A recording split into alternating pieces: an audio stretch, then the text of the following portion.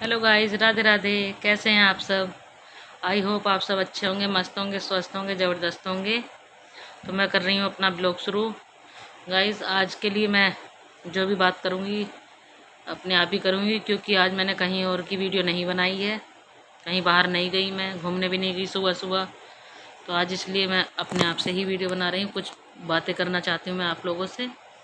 तो आपको अगर मेरी वीडियो में कोई परेशानी, कोई दिक्कत है तो आप मुझे शेयर कर सकते हैं।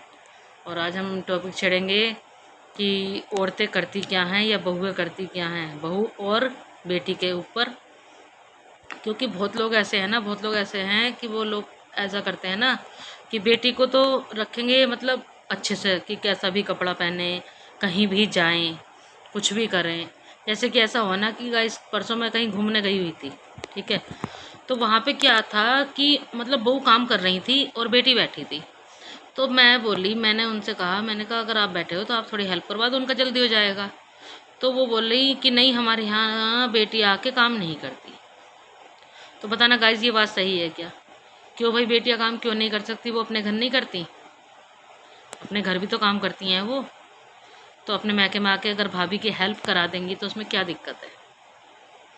उनकी थोड़ी हेल्प हो जाएगी और फिर आपस में जो मतलब मन मुटाव होता है वो भी नहीं होगा। उनके आने से भाभीियों को दुख नहीं होगा। बहुत सारी चीज़ों का सल्यूशन भी तो है उसमें।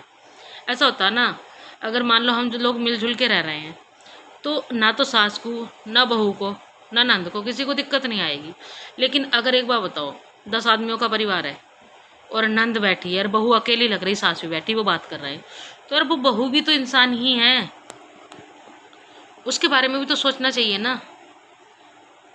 वो भी तो इंसान है। जब तुम लोगों को आराम करने का मन करता है, तुम लोगों को गर्मी लग रही है, तो क्या उन्हें गर्मी नहीं लगती? वो इंसान नहीं है?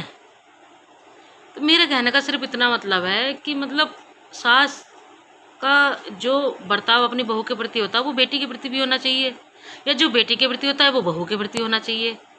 बहू को भी बेटी बन समझे ना।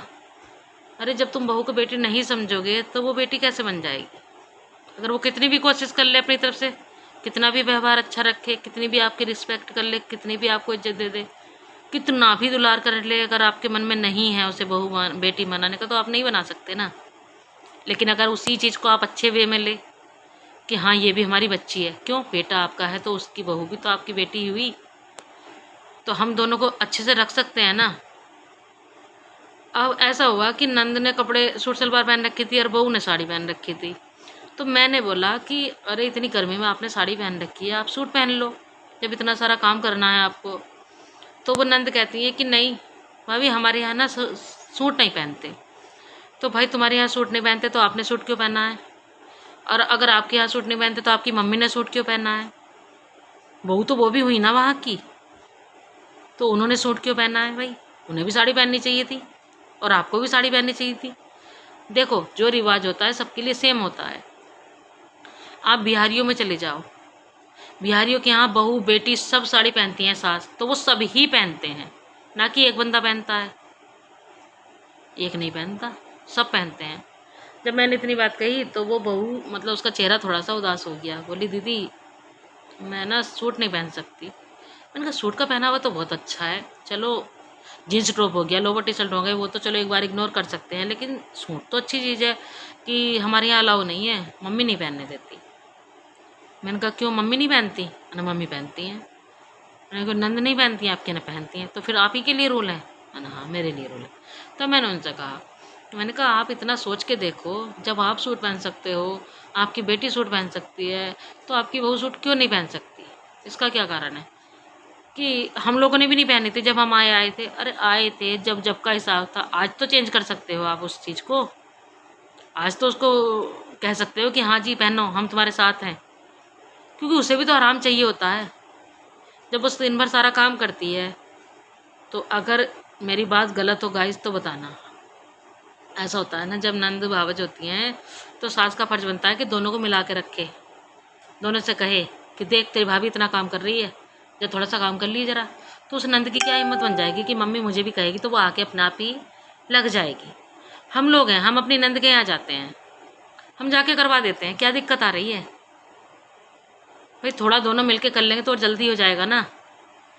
तो मेरे कहने का सिर्फ मेरा तात्पर्य यह है, आज इस व्लॉग में मैं यही समझाना चाहती हूँ कि आपस में बहू को बेटी समझो।